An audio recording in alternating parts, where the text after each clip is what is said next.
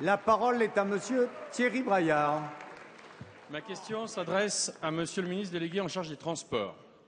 Hier, à Lyon, Monsieur Mario Monti, président du Conseil italien, et le président de la République, François Hollande, ont conclu un accord historique, confirmant le lancement du projet de liaison ferroviaire à grande vitesse Lyon-Turin. Cet accord va sensiblement bien au-delà de l'affichage de la détermination de la France et l'Italie pour construire cette ligne nouvelle de 200 km avec un tunnel de 57 km et tout cela à l'horizon 2025. C'est un grand projet. C'est un projet européen qui améliorera le lien entre l'Europe méditerranéenne et l'Europe danubienne, qui renforcera les relations entre Rhône-Alpes et le Piémont et qui favorisera le trafic de voyageurs. C'est un projet qui aura des conséquences bénéfiques en matière de sécurité, puisqu'il dirigera les camions vers le fret ferroviaire. C'est un projet pour la croissance et pour l'emploi. Les travaux, qui dureront plusieurs années, constitueront une occasion exceptionnelle pour le développement économique des territoires concernés et les chantiers généreront plus de 3 500 emplois directs en France et en Italie pour la réalisation de la section transnationale. C'est un projet qui présente aussi une haute valeur environnementale.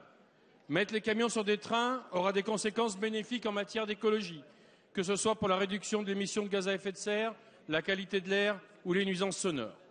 L'avis de la commission d'enquête publique rendu le 2 juillet 2012 a été favorable.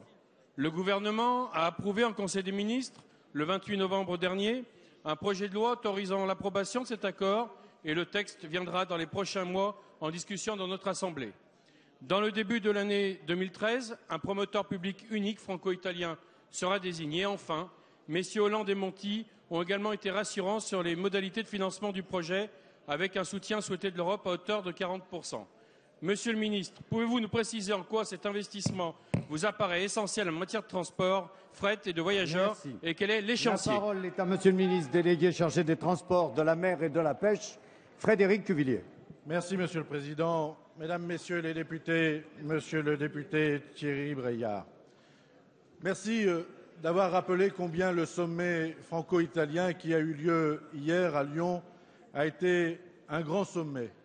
Ça a été un sommet important qui a permis d'intensifier les relations entre la France et l'Italie, de donner aussi un cap à l'Europe et de concrétiser les relations entre nos deux pays, notamment en les déclinant par des accords internationaux, puisqu'il s'agisse de la défense, de la recherche et des transports, nous avons pu à la fois échanger mais également prendre des décisions fondatrices. L'accord confirmant l'engagement des deux pays sur le Lyon-Turin est effectivement un accord majeur. C'est un accord majeur d'abord parce qu'il fixe un cap et il donne une ambition. Une ambition pour l'Europe, vous le soulignez, ce n'est pas simplement un projet régional, national, mais bien européen, puisque par ailleurs d'autres voies de communication en Autriche et en Suisse viennent compléter le schéma général des transports. C'est un enjeu majeur, qu'il soit environnemental, qu'il soit de la conception du transport de demain, qu'il soit également d'un point de vue de croissance, d'économie, de compétitivité. Le fait d'engager le report modal de près de 42 millions de tonnes de la route au rail, de faire en sorte que lorsque cette infrastructure sera ouverte, il sera possible pour près d'1 million de poids lourds de ne plus passer ni par le Mont-Blanc ni par Fréjus, mais d'avoir une vraie politique de transfert modal. C'est un enjeu essentiel et nous avons pour cela fait en sorte que nous puissions à la fois réaffirmer la ratification nécessaire, l'engagement financier, la sollicitation à hauteur de 40% de l'Union européenne, mais également les modalités de réalisation de ce chantier. Merci.